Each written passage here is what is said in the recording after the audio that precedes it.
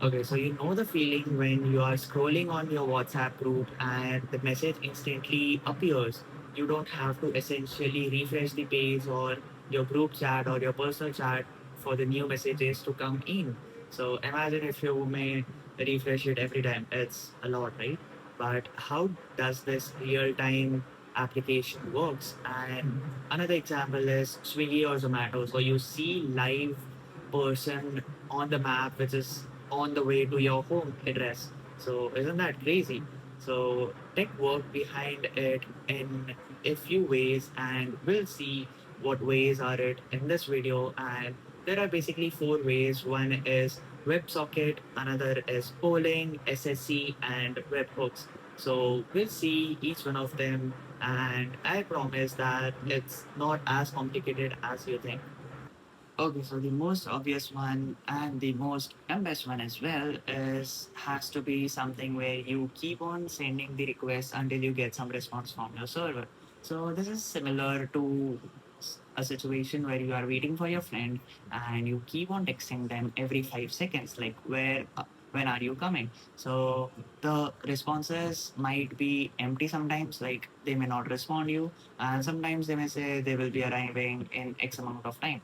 So you keep on doing this request every 5 seconds until they reach the destination. So this is very irritating and not very efficient way to solve this issue.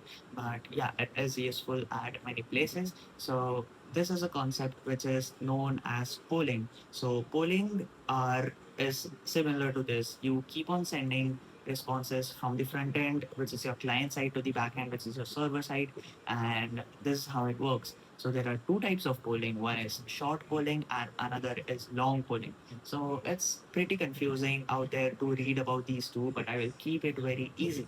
So short polling basically is you keep on sending the request from your client side and your server just gets the response whatever updates it has. If there are no updates, it will return no updates.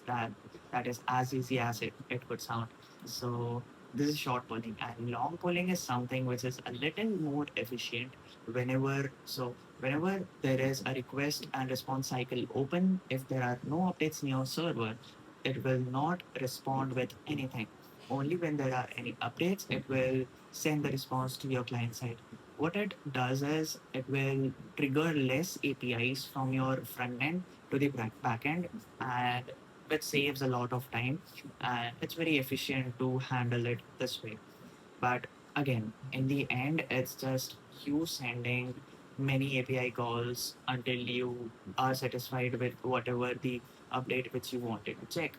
So one of the examples could be the email service which we have.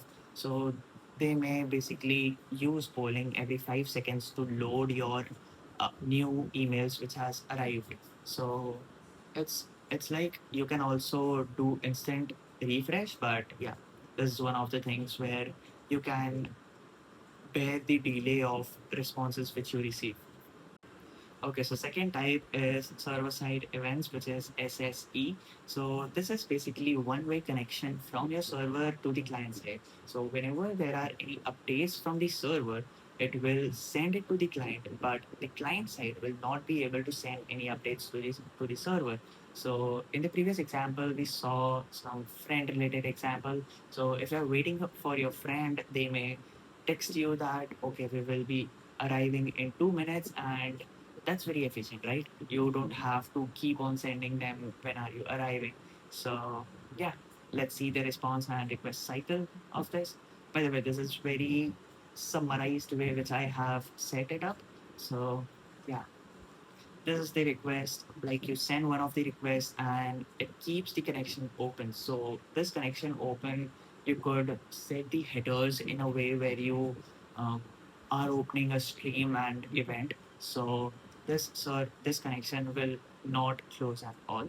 So whenever there are any updates, the update will be sent to the client, and yeah, it just keeps happening until you um, manually close the connection of your cycle. So let's say you want to get the status of any thing which you have changed. So if it's in progress, the server will return in progress, and once it's finished, it will succeed and the connection will be closed.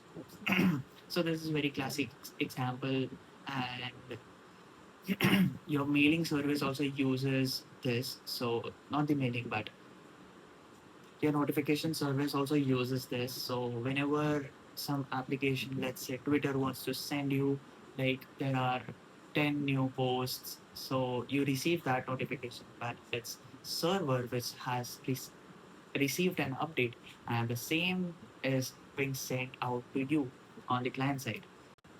Okay, so type 3 is WebSocket.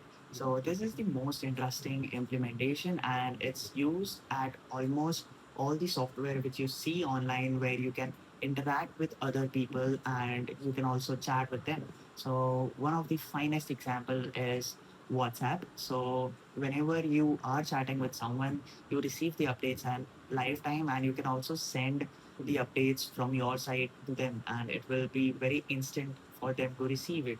And another one could be the Google Drive, where you see the arrows of other collaborators who are editing at the same time. So whatever changes are being made at the same time, it's the implementation of WebSocket. So whenever there is a similar implementation, you don't have to think of any other approach. So WebSocket is the one. So what happens here is it maintains both the connection open for the time which you need. So the client can also send messages to the server, and the server can also send the messages to the client.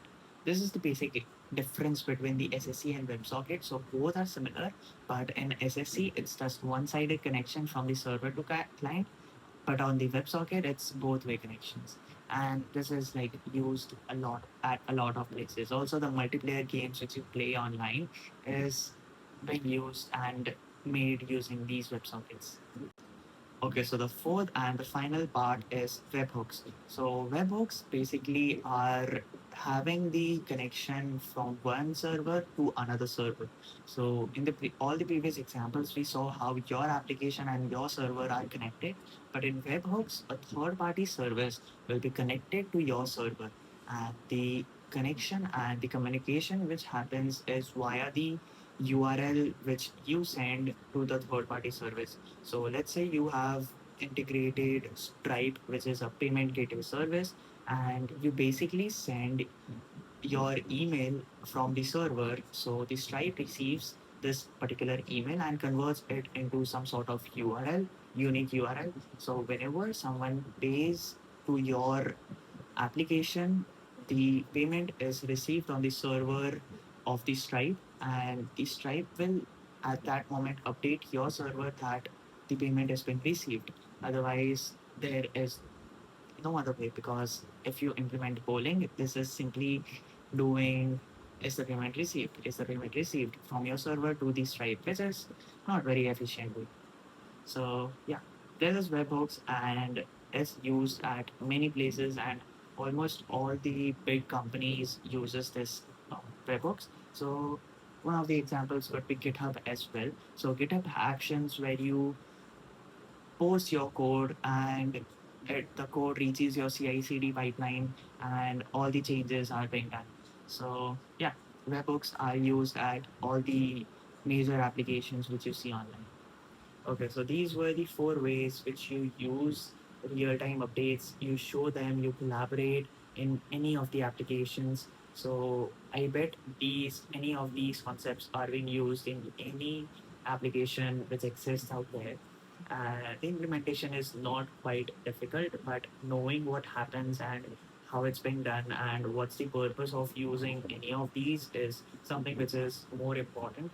But if you want the implementation of any of these, I could create a separate video, and do let me know in the comment section if you need it. And the implementation is not quite difficult, let me tell you, because I have like implemented all of these things before.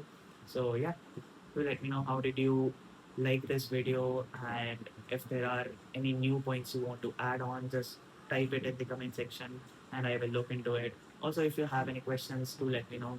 So if you like the video, please like the video and subscribe to the channel. So yeah, thanks for watching.